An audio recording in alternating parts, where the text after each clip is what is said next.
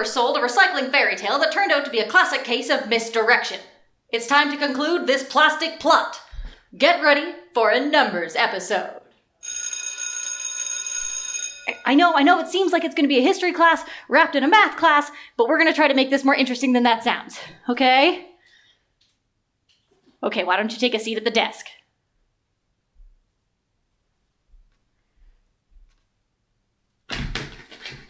Great, okay. So the question you might be asking at this point is recycling a good thing? Well, yes, the answer is yes, but like a junior high relationship or a puppet's relationship with chairs, it's complicated.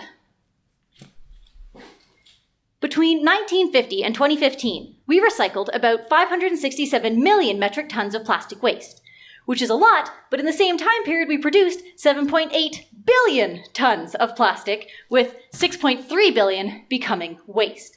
Though a million and a billion are both big numbers, a million is only 1/1000th of a billion. To use time as a reference again, a million seconds is 11.5 days, while a billion seconds is about 32 years. So that's the difference between like 1 unit in school and, well, 32 years. So that 567 million tons we recycled is only about 9% of the 6.3 billion tons of plastic waste. And about 12% of that was incinerated or burned, leaving 79% to end up in landfills, rivers, and oceans.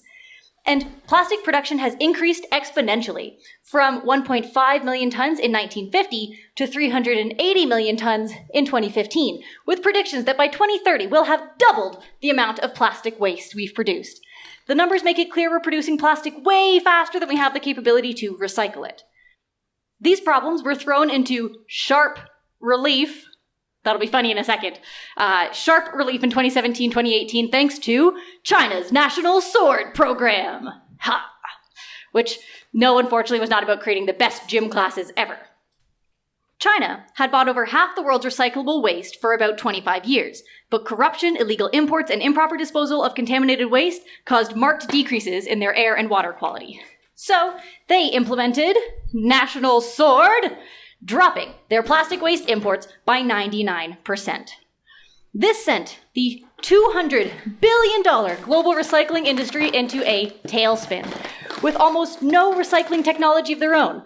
Countries like the US, Japan, Germany, and the UK scrambled to find new buyers in countries like Thailand, Indonesia, Malaysia, and Vietnam.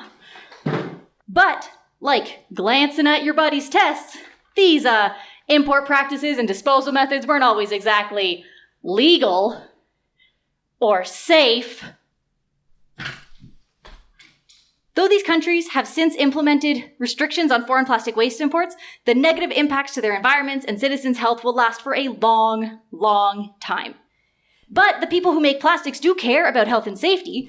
The ACC, the American Chemistry Council, who we saw send a plastic bag rep to Laredo, Texas to fight their bag ban, they state that the chemistry industry invests tens of millions of dollars to ensure that products making modern living possible are safe for you, our communities, and the environment. Tens of millions sounded like a lot, until I read that the ACC represents a diverse set of companies engaged in the business of chemistry, an innovative $565 billion enterprise. Now, that's a lot of money, and it's time for some math.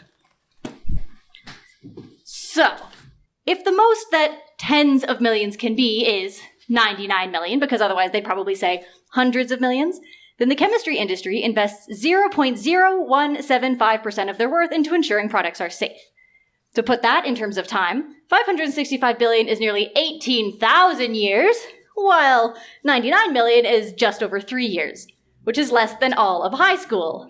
So, it's possible the ACC is trying to distract us with a big number, hoping we don't do the math to find out it's really not so big to some of their members, like Chevron, Shell, Phillips, Bayer, and Procter & Gamble's chemical division. Even hundreds of millions isn't that big to them, or to some of Keep America Beautiful's corporate partners like McDonald's, PepsiCo, Coca-Cola, and Nestle. In fact, together, the industries interested in plastic spend hundreds of millions of dollars a year on lobbying. You know, lobbying, an attempt to influence government decisions. Like last year, when the ACC, the Plastic Industry Association, the US Chamber of Commerce, and others tried to stop Canada from banning single-use plastics and designating plastic as a toxic substance. It was kind of like blaming your teacher over a low grade rather than actually trying on an assignment. But now some of these companies are trying, forming the Alliance to End Plastic Waste in 2019. In this, they committed to spending $1.5 billion over 5 years to address plastic waste through cleanup and innovation. But $1.5 billion over 5 years means $300 million a year, which is about 0.0531% of the chemistry industry's annual worth. In time again, that is 5.4 years versus, once again, 18,000 years. So it's a start, but imagine if these companies invested 20, 10, or even 5% of their worth into recycling infrastructure, product design and development, and cleanup programs. I know this seems about as likely as the popular kid asking you to the dance, but there is hope for change. 127 countries around the world have seen the misdirection attempts, rejected the fairy tales, and implemented bans or taxes on various single-use plastics, along with 8 US states.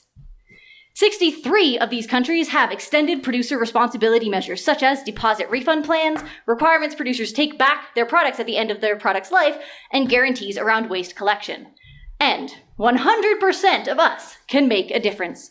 Talk about this stuff. Write to your government officials and avoid plastics where you can, because together we can ace this and totally change the future.